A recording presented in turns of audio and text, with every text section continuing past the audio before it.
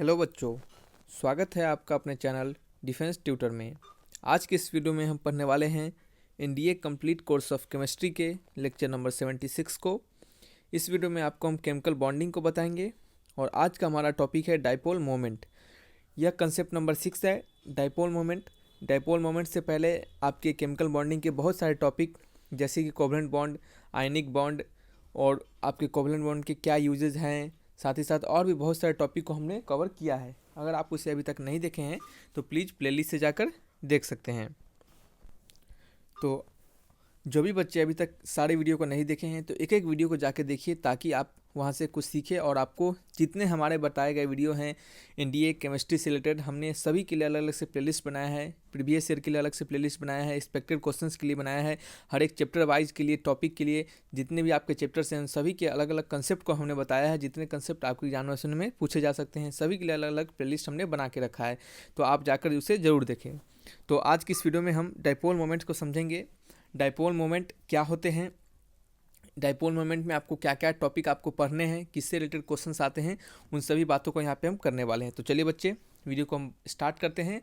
और बता दें आपको कि अगर आप अभी तक चैनल को सब्सक्राइब नहीं किए हैं तो प्लीज़ चैनल को जरूर सब्सक्राइब कर ले, वीडियो को जरूर लाइक कर ले। आपके सब्सक्राइब करने से, लाइक करने पे हमें सपोर्ट मिलता है, हमारा मनोबल बढ़ता है और हम आपके लिए और अच्छी अच्छी वीडियो ला पाते हैं। तो चलिए डाइपोल मोमेंट को पढ़ते हैं। डाइपोल मोमेंट का डेफिनेशंस क्या होता है, सब फर्स्ट ऑफ ऑल हम आपको बताएं तो डाइपोल मोमेंट को हम म्यू से डिनोट करते हैं। किससे डिनोट करते हैं बच्चे? डाइपोल मोमेंट को हम म्यू से डिनोट करते हैं। कोई आपको बोले कि डाइपोल मोमेंट को किससे डिनोट किया जाता है तो म्यू से। यहाँ से भी आपको एक क्वेश्चंस बनाया जा सकता है। वैसे क्वेश्चंस आपके इतना इजी क्वेश्चंस तो बनता नहीं है, लेकिन फिर भी हो सकता है कभी बना दिया जाए तो पूछा जा सकता है कि डाइपोल मोमेंट का आप म्यू से डिनोट करते हैं। नेक्स्ट बात है आपका डाइपोल मोमेंट का डिफिनीशंस क्या होता है। तो हम इसे जानते हैं कि डाइपोल मोमेंट जो होता है वो होता है product of magnitude of charges separated at a some distance. यानी डाइपोल मोमेंट जो म्यू होता है उसको हम लिखते हैं प्रोडक्ट ऑफ चार्ज एंड, अगर वो अपोजिट चार्ज है यानी प्रोडक्ट ऑफ चार्ज, कोई भी चार्ज है उसका प्रोडक्ट और वो दोनों चार्ज आपस में कितने डिस्टेंस पे हैं, आपस में कितने डिस्टेंस पे हैं उसका मैग्नीट्यूड, यानी q product into r. Q मतलब उसके चार्जेस का मैग्नीट्यूड और आर क्या है उसके डिस्टेंस ऑफ सेपरेशन। ठीक है, तो यहाँ पे डिफिनेशन दिया गया है dipole moment mu is the product of magnitude of separated charge and distance between the separation.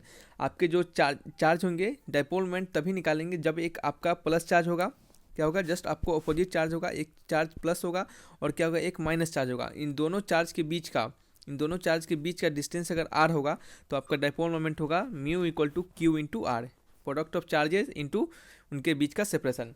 Charges का मैग्नीट्यूड दोनों का सेम होगा, सिर्फ डायरेक्शन क्या होगा, अपोजिट होगा। चार्जेस का मैग्नीट्यूड दोनों ही चार्जेस का सेम होगा, सिर्फ ओनली वन डायरेक्शन क्या होगा, सिर्फ आपका उनके जो चार्जेस के जो साइन होंगे वो क्या होंगे, आपके अपोजिट होंगे। ठीक है, यहाँ पे आपको जैसा कि लिखा है कि क्यू क्या है, मैग्नीट्यूड ऑफ सेपरेटेड चार्ज, यानी जो आपके चार्ज सेपरेटेड है उनका क्या है, मैग्नीट्यूड है, और आर क्या है, डिस्टेंस बिटवीन द सेपरेशन, यानी उनके बीच का जो सेपरेशन है उसका आपका डिस्टेंस है।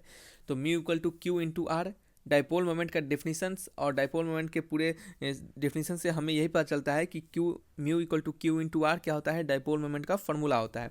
आपको याद रखने हैं mu equal to q into r क्या है, ये फार्मूला है डाइपोल मोमेंट का। क्या होता है, फार्मूला होता है डाइपोल मोमेंट का। तो आपको एग्जामिनेशन में ये पूछा जा सकता है कि डाइपोल मोमेंट का क्या फार्मूला होता है, तो mu equal to q into r, याद रखिए mu equal to q into r dipole moment का क्या होता है, फार्मूला होता है। चलिए ये तो बातें आपको समझ में आ गई कि डाइपोल मोमेंट का फार्मूला क्या होता है। तो नेक्स्ट हम समझने वाले हैं कुछ इंपॉर्टेंट पॉइंट्स जो डाइपोल मोमेंट से रिलेटेड होते हैं। जैसे देखिए, आपसे कोई पूछे एग्जामिनेशन में कि SI unit of dipole moment क्या होता है, तो आपको पता होना चाहिए कि म्यू इक्वल टू होता है क्यू इंटू आर। ठीक है, क्यू क्या होता है, चार्ज है, तो किसी चार्ज का ऐसा यूनिट क्या होता है, कूलम। ठीक है, जिसे हम सी से डिनोट करते हैं। और आर का ऐसा यूनिट क्या होगा बच्चे, मीटर। क्या होगा, मीटर। तो म्यू का यूनिट हो गया, क्या हो गया बच्चे, म्यू का यूनिट हो गया coulomb into metre, coulomb into metre. ठीक है, ये तो यूनिट हमें पता चल गया किसका, आपको डाइपोल मोमेंट का। लेकिन डाइपोल मोमेंट का एक और यूनिट होता है जिसे कि ज़्यादातर हम उस यूनिट से ही डाइपोल मोमेंट को हम जानते हैं।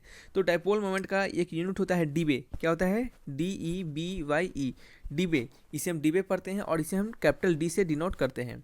कैपिटल डी से डिनोट करते हैं, इसे डीवे पढ़ते हैं, और ये क्या होता है आपका डाइपोल मोमेंट का यूनिट होता है। 1 डीवे जो होता है आपका वो 3.33 इंटू 10⁻³ सेंटी क्या होता है सेंटीमीटर, क्या होता है सेंटीमीटर नहीं सॉरी कूलम मीटर, क्या होता है कूलम इंटू मीटर, क्या होता है coulomb into metre 3.33 into 10⁻³ coulomb metre, क्या होता है कूलम मीटर। कूलम मीटर क्यों होता है, क्योंकि यहाँ पे आपको दिख रहा होगा Q इंटू एम है, यानी चार्ज इंटू क्या है आपका ये इसका डिस्टेंस है, क्या है चार्ज इंटू आपका डिस्टेंस है, तो क्या हो गया कूलम मीटर हो गया। तो 1 dB का आपको वैल्यू पता चल गया। ये वैल्यू को आप याद रखिए, क्या कीजिए इस वैल्यू को आप याद करके रखिए, ये भी आपके एग्जामिनेशन में पूछे जा सकते हैं।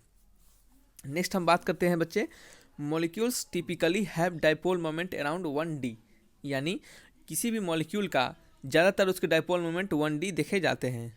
मॉलिक्यूल्स का डाइपोल मोमेंट ज़्यादातर 1D देखे जाते हैं, यानी 1D में मॉलिक्यूल्स का ज़्यादातर बहुत सारे मॉलिक्यूल्स का जो डाइपोल मोमेंट है वो ज़्यादातर हम 1D ही देखते हैं। ठीक है, तो ये पॉइंट आपके लिए कुछ इंपॉर्टेंट कुछ खास नहीं है ये पॉइंट, लेकिन फिर भी हमने आपको बताया है कि हो सकता है कभी कुछ एग्जामिनर जो आपके वहाँ पे एग्जामिनेशन में सेट करते हैं क्वेश्चन, उनका कभी माइंड घूम जाए, वो कुछ भी क्वेश्चन पूछे जा सकते हैं। ठीक है, तो चलिए नेक्स्ट पॉइंट को बढ़ते हैं।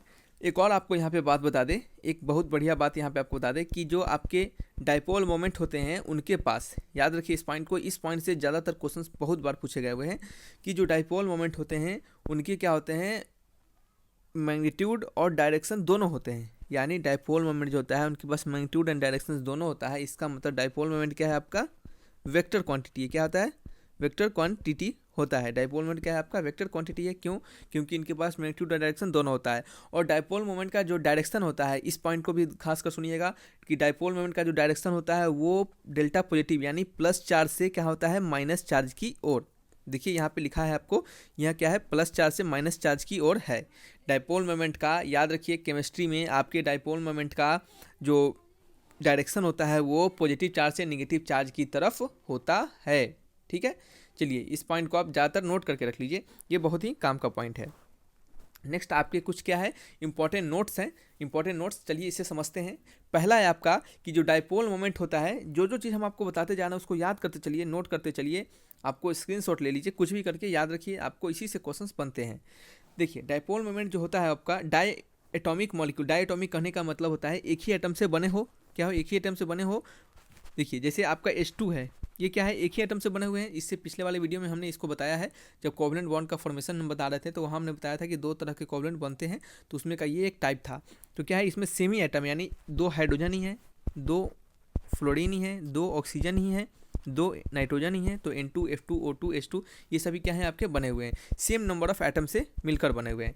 तो इस कंडीशन में जितने भी मॉलिक्यूल बनते हैं इस टाइप के, उनके जो डाइपोल मोमेंट होता है म्यू इक्वल टू क्या होता है 0 होता है। क्या होता है उनका म्यू 0 होता है। क्यों 0 होता है, क्योंकि इनके बीच कोई चार्ज प्रेजेंट ही नहीं होता है। अगर म्यू इक्वल टू आपको बता दें कि म्यू का फॉर्मूला होता है Q इंटू R, अभी तुरंत आपको बताए हैं, तो Q अगर 0 होगा तो म्यू का वैल्यू क्या हो जाएगा 0 हो जाएगा। ठीक है, समझ में आ गया, बहुत सिंपल है। तो इन दोनों के बीच क्या होता है कोई पोलैरिटी प्रेजेंट नहीं होता है, इनके बीच कोई चार्ज प्रेजेंट नहीं होता है, क्योंकि दोनों same he type of atom है, तो कैसे कोई चार्ज प्रेजेंट होगा। तो क्या हो गया, ये क्या हो गया, इनके डाइपोल मोमेंट क्या हो जाते हैं 0 हो जाते हैं। याद रखिए इनके डाइपोल मोमेंट क्या होता है म्यू क्या हो जाता है आपका 0 हो जाता है। नेक्स्ट पॉइंट है dipole moment of HF HCl HBr HI, इन सभी के क्या होते हैं डाइपोल मोमेंट क्या होते हैं बहुत ही ज़्यादा होते हैं। क्या होते हैं वेरी लार्ज, बहुत ज़्यादा होते हैं। क्यों, क्योंकि इनके बीच का जो इलेक्ट्रोनेगेटिविटी डिफरेंस होता है वो क्या होता है ज़्यादा होता है। इलेक्ट्रोनेगेटिविटी डिफरेंस कहने का मतलब इनके बीच का जो चार्ज आएगा, चार्ज जो आएगा आपका mu equal to Q into R, आप एक अलग तरीक़े से समझिए, आपको याद रखने के तरीक़ा से बताएं, तो इनका चार्ज का क्या होगा मैग्नीट्यूड बढ़ जाएगा, इसके कारण क्या हो जाएगा आपका इनका डाइपोल मोमेंट क्या होता है बहुत ही ज़्यादा हो जाता है।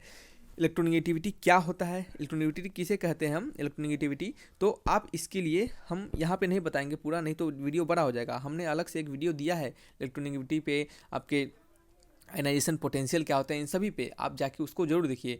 आपके डाइपोल मोमेंट से पहले जो हमने पीरियोडिक क्लासिफिकेशन बताया था उसमें हमने इलेक्ट्रोनेगेटिविटी, आपके इलेक्ट्रॉन एफिनिटी, फिर से आपके आयनेशन पोटेंशियल, इन सभी को बताया। आप उसे जाके जरूर देखिए, वहाँ से समझ में आएगा कि जो यहाँ पे फ्लोरीन क्लोरीन ब्रोमीन आयोडीन इनके क्या होते हैं इलेक्ट्रोनेगेटिविटी ज़्यादा होते हैं, हाई होते हैं, इनके कारण इसका क्या होता है डाइपोल मोमेंट क्या होता है म्यू क्या होता है बहुत ही ज़्यादा हो जाता है। ठीक है, आपके क्वेश्चन में पूछे जा सकते हैं कि HF में HF में क्या होता है, HF में, HCl में, HBr में, इसके किसके आपके ज़्यादा डाइपोल मोमेंट होंगे। तो आप कैसे पता कीजिएगा बताइए, आप पता कीजिएगा उनके इलेक्ट्रोनेगेटिविटी से।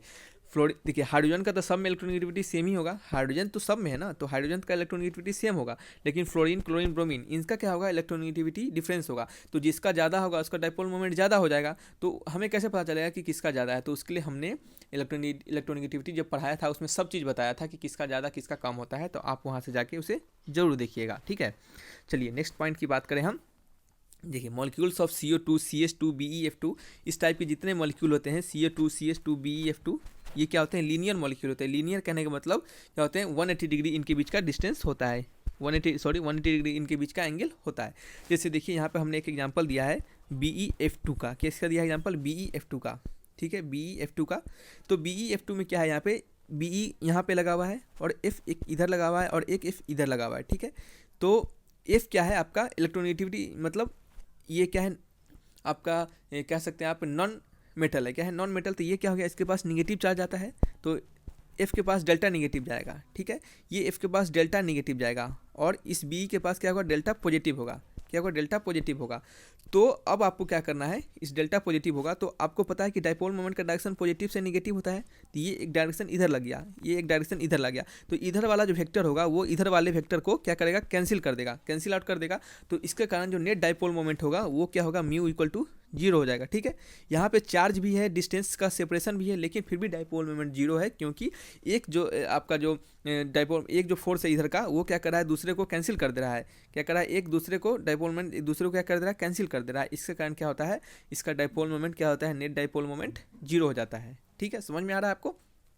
तो ये कारण होता है CO2, CH2, BeF2 का डाइपोल मोमेंट 0 होने का, क्योंकि ये क्या होते हैं, लीनियर होते हैं, क्या होते हैं, लीनियर होते हैं, ठीक है। चलिए नेक्स्ट बात करें। हमने शुरू से जो भी केमिस्ट्री के लिए पढ़ाया है, अगर आप उसे देखे होंगे तो शायद अभी तक आपको बहुत कंसेप्ट क्लियर हो जाएगा, आपको जानने में कोई दिक्कत नहीं होगी। आपको अगर इंडिया के साथ साथ अगर अपना आपका 12th का एग्जाम है, 11th का एग्जाम है, उसके लिए भी आपको ये काम आएगा, ठीक है। चलिए नेक्स्ट पॉइंट की ओर बढ़ते हैं। The dipole moment of CH4, CCl4, BF3 क्या है, ये सभी के डाइपोल मोमेंट क्या होते हैं, 0 होते हैं, क्योंकि इनका जो स्ट्रक्चर होता है वो क्या होता है, सिमेट्रिकल होता है। सिमेट्रिकल कहने का मतलब ये चारों तरफ से क्या होते हैं, बराबर होते हैं।